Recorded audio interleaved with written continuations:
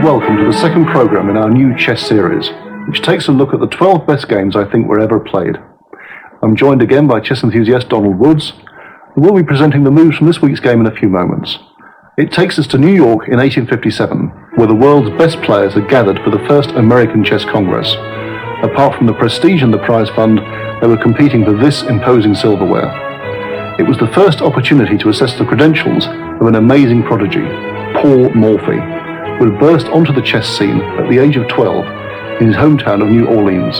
He was born here in a quiet suburb and played his early games at the New Orleans Chess and Checkers Club, including a famous victory against the established European master Johann Löwenthal. Now aged 20, he faced the best in the world, and he beat them, reaching the final here against German master Louis Paulsen. By now, Morphy was undoubtedly a star, and there followed a trailblazing tour of London and Paris, in which he stormed through European chess, whilst delighting spectators with his casual virtuoso play at blindfold chess, facing up to 8 opponents at a time, without sight of the board. In dazzling individual matches, Johann Löwenthal, a Hungarian Grandmaster, was defeated again, and Daniel Harwitz, also a Hungarian. Adolf Anderssen, the champion of London 1851, was also dramatically dispatched, the American winning an astounding 7 out of their 11 games. His only disappointment was his failure to engage Howard Staunton, who was still the world's most famous player, if not the strongest. Had the world champion title then existed, Morphy would surely have been the holder. Morphy's exploits were exuberantly feted in Europe and North America. In Paris, a bust was unveiled, and dinners and presentations greeted his return home to the States in 1859, more or less the equivalent of a modern ticker-tape welcome.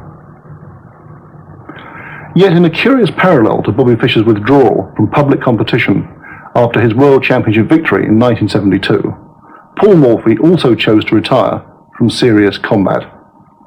After his European tour, Morphy never again played against first-class opponents and confined himself to simultaneous displays or casual games with amateurs, to whom he gave heavy odds.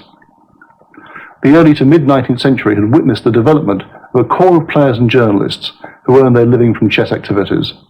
But Morphy recoiled from this and the suggestion that chess was a profession.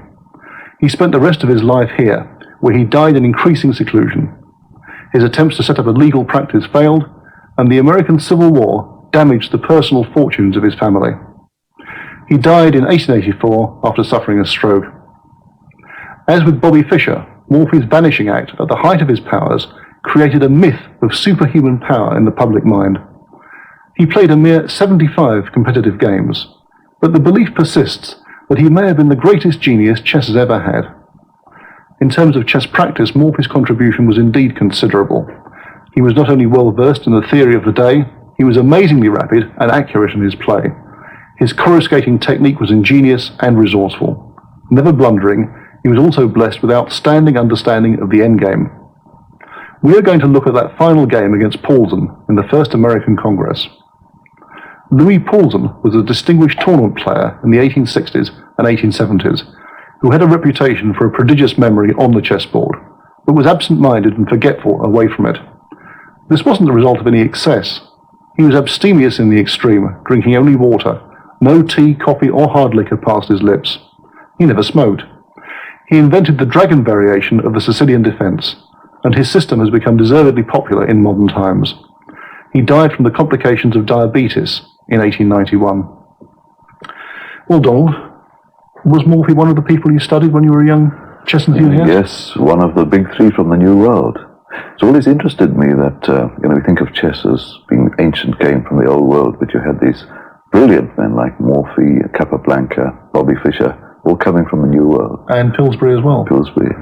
Yes. Well, Morphy is one of these tragic cases in chess, a man who was clearly a genius, but never quite fulfilled his potential. Yeah.